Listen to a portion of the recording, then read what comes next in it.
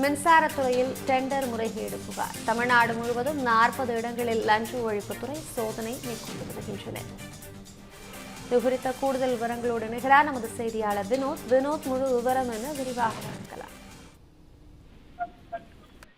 வணக்கம் இராமி. கடந்த திமுக ஆட்சியில் 2021 முதல் 2023 ஆண்டு வரை தமிழ்நாடு மின் உற்பத்தி மற்றும் பகிர்மான கழகமான டான்ஜெட்கோ சார்பில் 45,000க்கும் மேற்பட்ட டிரான்ஸ்பார்மர்கள் கொள்முதல் செய்யப்பட்டதில் ரூபாய் 397 கோடி ரூபாய் அளவுக்கு முறைகேடு மற்றும் ஊழல் நடந்ததாக கூறப்படும் புகாரின் சிபிஐ வழக்கு பதிவும் செய்யப்பட்டிருக்கிறது.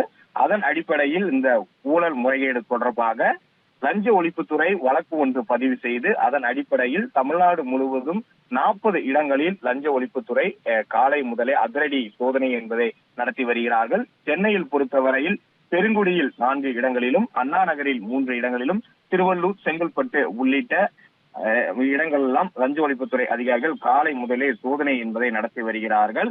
குறிப்பாக அதிகாரிகள் அனைவருமே காலை முதல் அந்தந்த பகுதிக்கு சென்று அவர்கள் சோதனை நடத்தி வரக்கூடிய நிலையில குறிப்பாக இந்த மின் உற்பத்தி மற்றும் அந்த மின்சாரம் தொடர்பான இந்த டெண்டர்களில் அந்த முறைகேடு, டிரான்ஸ்பார்மர் கொள்முதல் உள்ளிட்ட விவகாரங்கள்ல இந்த முறைகேடு நடந்திருப்பதாக அடிப்படையிலேயே இந்த சோதனை எல்லாம் நடத்தப்படுவதாக அதிகாரிகள் தரப்பில் தெரிவிக்கப்பட்டிருக்கிறது.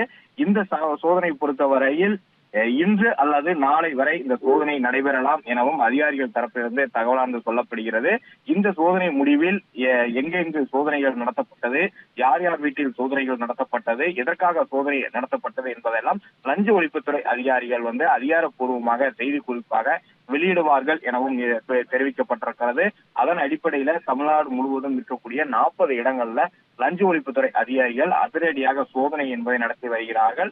அது மட்டும் இல்லாமல் இந்த கொள்முதல் விவகாரத்தில் அரசு அதிகாரிகள் சிலர் மீது வழக்கு பதிவு என்பது செய்யப்பட்டிருப்பதாகவும் அதன் அடிப்படையில இந்த சோதனை எல்லாம் நடத்தப்படுவதாக லஞ்ச ஒழிப்புத்துறை வட்டாரங்கள்ல இருந்து தகவல் என்பது சொல்லப்படுகிறது. அதன் அடிப்படையில சோதனை நடைபெற்று வருகிறது. தகவல்களுக்கு நன்றி வினோத்.